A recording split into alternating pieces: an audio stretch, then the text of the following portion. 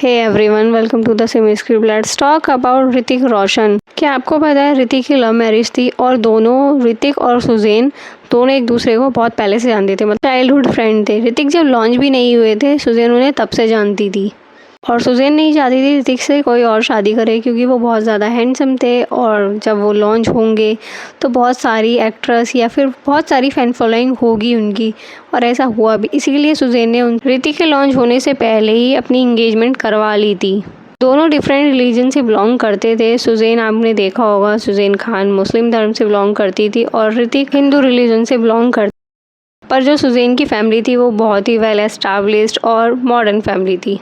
Suzanne अपने घर में बचपन से ही बॉलीवुड स्टार्स को देखती हुई आई थी। उनके फादर संजय खान जो एक फिल्म प्रोड्यूसर और एक्टर थे, और उनके अंकल फिरोज खान, दोनों ही बहुत पॉपुलर एक्टर थे।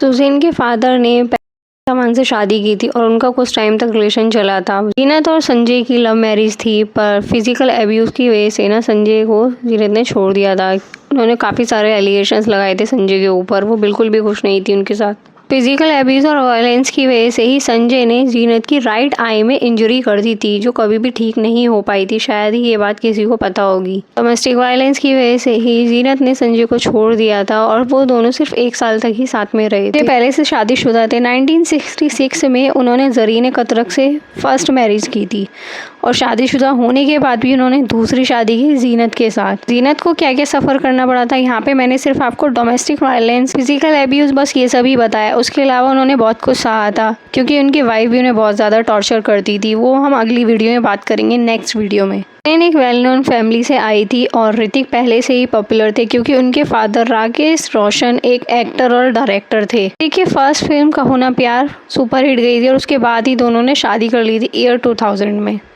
और जो इनकी शादी हुई थी वो एक ग्रैंड वेडिंग थी और सबसे ज़्यादा हॉटेस्ट कपल थे ये बॉलीवुड के, क्योंकि दोनों ही बहुत ज़्यादा ब्यूटीफुल थे। होना प्यार हिट होने के बाद ऋतिक और सुजैन की लाइफ बहुत अच्छे से जा रही थी। दोनों सेलिब्रेशन कर रहे थे, हनीमून पे जा रहे थे। पर ऋतिक अभी तक बहुत ज़्यादा पॉपुलैरिटी गेन भी कर चुके थे सिर्फ अपनी फर्स्ट फिल्म से ही। उसके बाद उन्होंने 2001 से 2003 तक एक एक्ट्रेस के साथ फिल्में की और उसके साथ उनका नाम जुड़ चुका था। ऐसा कभी हुआ है, मतलब कोई एक्टर बहुत ज़्यादा फेमस हो और उसका नाम किसी और के साथ ना जोड़ा जाए, तो ऐसा तो हो ही नहीं सकता है ना। बॉलीवुड में ऐसा होना बहुत ही कॉमन होता है। 2001 में यादें, कभी खुशी कभी गम, ईयर 2002 में दोस्ती करोगे और ईयर 2003 में मैं प्रेम की दीवानी हूँ।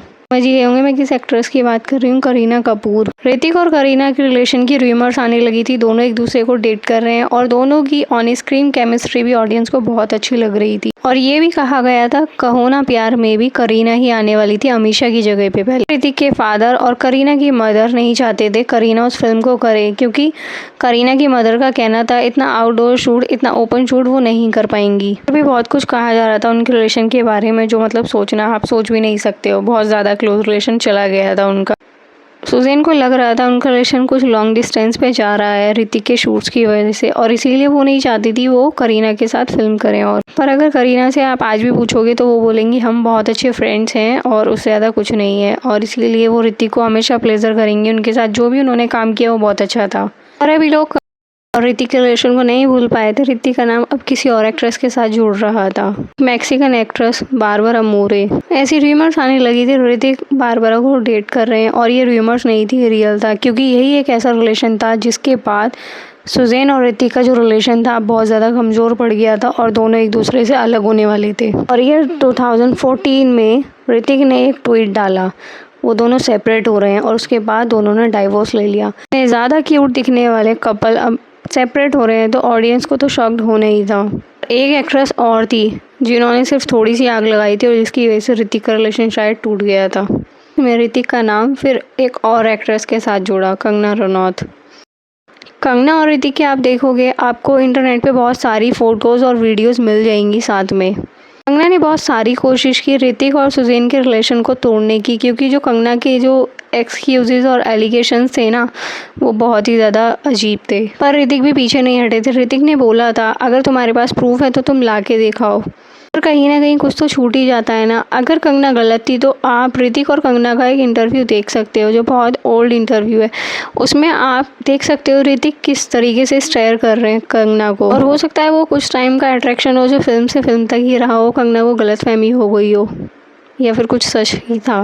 उसके लिए आप हमारी ये वाली वीडियो देख सकते हो। और सुजैन का जो रिलेशन टूटा था और जब इनका डाइवोर्स हुआ था तो वो बहुत कामली हुआ था, बहुत पेशेंस के साथ हुआ था। दोनों डिवोर्स लेने के लिए कोर्ट गए और इनका डिवोर्स हो गया। दोनों ने किसी एक को भी ब्लेम नहीं किया था, पर कुछ ऐसी चीज़ें थी जो इनडायरेक्टली वे में टारगेट कर रहे थे। ऋतिक सुजैन को टारगेट कर रहे थे उनके डिवोर्स का जो रीज़न था, क्योंकि ऋतिक ने जो ट्वीट डाला था उसमें उन्होंने ये नहीं लिखा था वो अपनी मर्ज़ी से अलग हो रहे हैं। उन्होंने लिखा था सुजैन चाहती है, वो लाइफ में आगे बढ़ना चाहती है, तो इसीलिए वो अलग हो रहे हैं सुजैन की कहने की वजह से।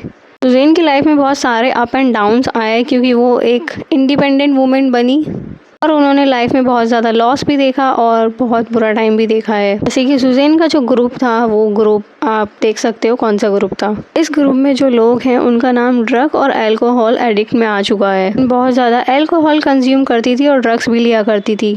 ये भी एक रीज़न था जो ऋतिक नहीं चाहते थे उनके बच्चों की परवरिश में कुछ प्रॉब्लम आए। हालांकि उनके डिवोर्स के बाद जो जिम्मेदारी मिली वो सुजैन को ही मिली बच्चों की रेस्पॉन्सिबिलिटी की, पर फिर भी दोनों साथ में हैं और फ्रेंड्स की तरह हैं। दोनों ही बच्चों को संभालते हैं। ऋतिक के पास भी उनके बच्चे रहते हैं और सुजैन के पास भी उनके बच्चे रहते हैं। सुजैन की जो मदर थी जरीन कतरक, वो भी एक इंटीरियर डिज़ाइनर थी। शायद इसीलिए सुजैन भी इंडिपेंडेंट होना चाहती थी, इसीलिए उन्होंने भी इंटीरियर डिज़ाइनर का बिजनेस किया। और आपने देखा भी होगा सुजैन और गौरी बहुत टाइम से एक दूसरे को जानते हैं, क्योंकि मैंने वो ग्रुप की ये बात की थी तो उस टाइम पे भी जानते हैं वो, और इसीलिए दोनों ने साथ में इंटीरियर डिज़ाइनर का बिजनेस किया हुआ है और उस बिजनेस में उन्हें ऋतिक भी सपोर्ट करते हैं।